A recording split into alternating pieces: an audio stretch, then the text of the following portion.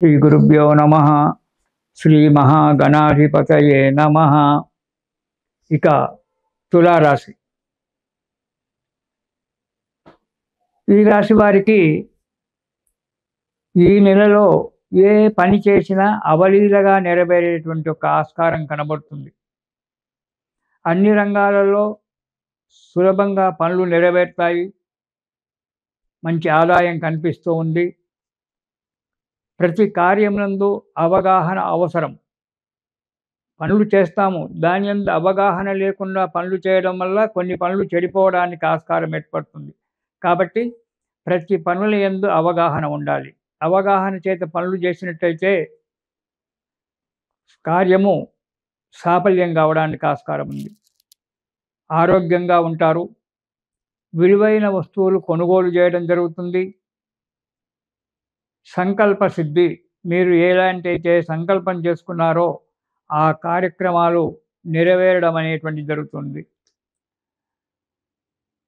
బంధుమిత్రులతో, కుటుంబ సభ్యులతో కలిసిమెలిసి ఉండడము, సంతోషంగా జీవితం గడపడం జరుగుతుంది తులారాశి వారికి.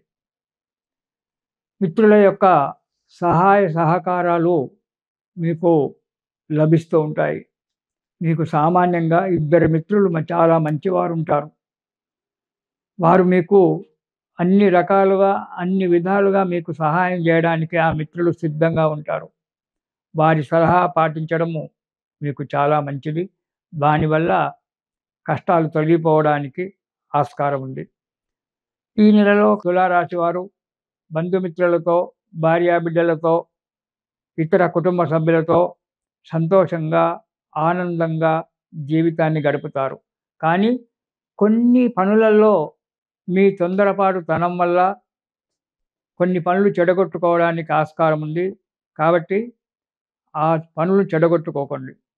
ఎవరో ఒక ఇద్దరు వ్యక్తులు వచ్చి మీకు ఏదో ఒక పని ఈ పని ఇలా చేసినట్టయితే బాగుంటుందని చెప్పి సలహాలు ఇస్తుంటారు. ఆ సలహాలే నిజమని అలాగే చేసుకుంటూ పోవద్దు. దానికి మీ సొంత ఆలోచన అనేటువంటిది ఒకటి ఉండాలి. వారిచ్చేటువంటి ఒక సలహాల వల్ల నష్టపోవడము, కార్యం చెడిపోవడం అనేటువంటిది జరుగుతుంది. జాగ్రత్త. కొత్త వారి యొక్క సలహాలు పాటించకండి.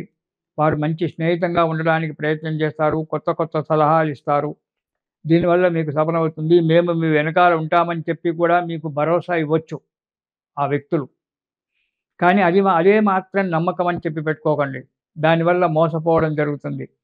తగు జాగ్రత్తగా ఆలోచించి కార్యాలకు ముందుకు అడుగు వేయండి. సుఖ సంతోషాలతో సంతోషంగా కాలం గడపండి. ధర్మకార్యాలు చేయడం అనేటువంటిది జరుగుతూ ఉంటుంది. ధర్మకార్యాలు చేయడం చాలా మంచిది. మనకు కొన్ని చరిత్రలో చెప్తాడు. ముఖ్యంగా సాయి చరిత్రలో చెప్తుంటాడు మనకు. ఒక్కడుగు నా ముందుకు మీరు వేస్తే నేను 10 అడుగులు మీ ముందుకు వస్తానురా అంటాడు.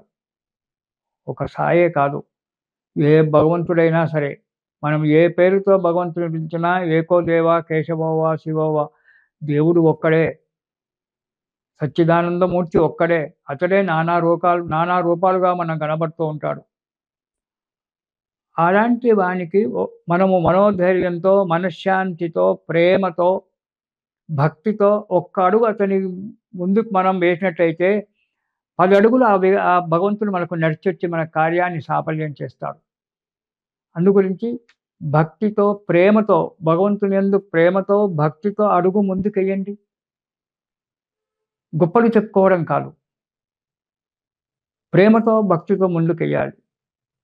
పై మాటలకు దేవుడు లేడు, దైవం లేదు అనేటువంటి ఒక మాట్లాడే మాటలు అందరము మాట్లాడచ్చు. కానీ అంతర్గతంగా భగవంతుణ్ణి నమ్మండి. అదే చిత్, అదే సత్. ఆ చిత్తుగా ఎప్పుడైతే కలుస్తాయో అప్పుడు మన మనస్సు నిండా ఆనందం పొంగిపడుతుంది. చేసే ప్రతి కార్యం కూడా సుఖంగా, సంతోషంగా నెరవేరుతుంది. అలా సంతోషంగా ఉండండి తులారాశి వారు. ఇక మొదటి వారం గనక చూసుకున్నట్టయితే చిన్న చిన్న కలహాలు ఏర్పడడం జరుగుతుంది. బంధువుల చేత కావచ్చు, మిత్రుల చేత కావచ్చు, భార్యాబిడ్డల చేత కావచ్చు. చిన్న చిన్న కలహాలు ఏర్పడడం జరుగుతుంది. యత్నకార్య భంగం కూడా, అంటే తలచినటువంటి ఒక కార్యం కూడా భంగం జరగడానికి ఆస్కారం ఉంది. ఎప్పుడూ భయంగా ఉంటారు. ఆ భయాన్ని వదిలిపెట్టండి. మనోధైర్యాన్ని తెచ్చుకోండి. కొన్ని అనుకోని సంఘటనలు జరగడానికి కూడా ఆస్కారం ఉంది. తగు జాగ్రత్తగా నిలబడండి, ఉండండి. ఇక రెండవ వారం చేసే వృత్తిలో, వ్యాపారంలో మంచి అభివృద్ధి కనబడుతూ ఉంటుంది. మన సాంప్రదాయం పట్ల శ్రద్ధ వహించడం అనేటువంటిది జరుగుతుంది. ఇది ముఖ్యమైనటువంటిది. మన సాంప్రదాయాన్ని, మన ధర్మాన్ని ఎప్పుడైతే మనం నమ్మి అడుగు ముందుకేస్తామో ప్రతి కార్యక్రమం కూడా సంతోషంగా జరుగుతుంది, మనశ్శాంతి దొరుకుతుంది. అందుకే గీతలో భగవంతుడు స్వధర్మో నిధన శ్రేయ పరధర్మో భయాపవః. మన ధర్మాన్ని మనం కాపాడుకున్నప్పుడు అన్ని రకాలు ఉంటుంది.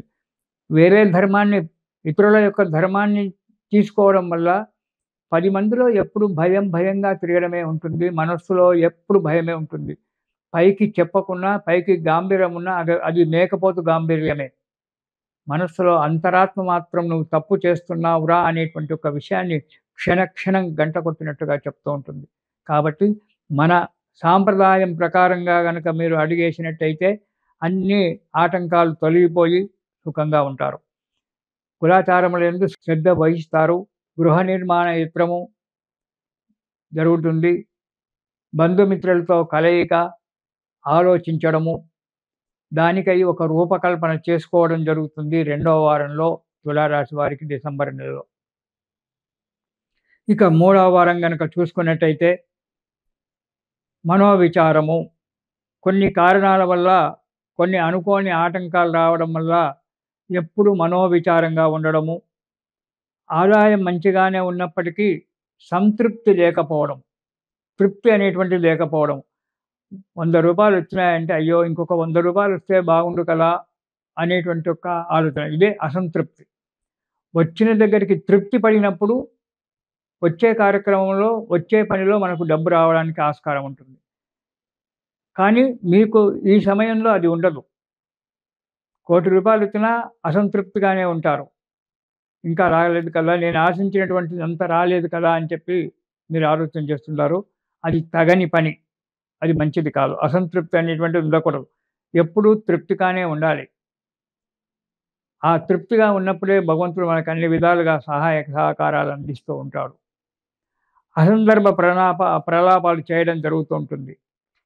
ఈ అసందర్భ ప్రలాపాలు చేయడం వల్ల ఎదుటివారితో పోట్లాటలు, విరోధం ఏర్పరచుకోవడము, 10 మందిలో చిన్నతనాన్ని పొందడము అనేటువంటిది జరుగుతుంది. కాబట్టి అసందర్భ ప్రలాపాలు చేయకండి. మనం తగినంతగానే ఉండాలి. అప్పుడే మనకు ఉన్నతి లభిస్తూ ఉంటుంది. ఇక 4వ వారం కనుక చూసినట్టయితే చేతిలో, వృత్తిలో, వ్యాపారంలో మంచి అనుకూలంగా ఉండడము, మనశ్శాంతిగా ఉండడము, కుటుంబ సభ్యులతో కలిసి యాత్రలు, విలాసాలు చేయడము, తిరగడము, భగవంతుని యొక్క దర్శనం చేయడము జరుగుతుంది. మీరు ఈ నెలలో తులారాశి వారు ఆపదోద్ధారక స్తోత్రము ప్రతిరోజు కూడా పారాయణం చేసినట్టయితే ఈ అనుకోని ఆటంకాలు రాకుండా ఉండడము, మనశ్శాంతి జరుగుతుంది. ఆపదోద్ధారక స్తోత్రము ప్రతిరోజు కూడా ఒక్కసారి పారాయణం చేయండి మనస్ఫూర్తిగా. ఆ భగవంతుడు మీ వెంబడి నడుస్తూ ఉంటాడు. మీకు అన్ని రకాలుగా సఫలీకృతం చేస్తుంటాడు. తిరిగి 2026 జనవరిలో కలుసుకుందాము. అంతవరకు మీకు శుభం.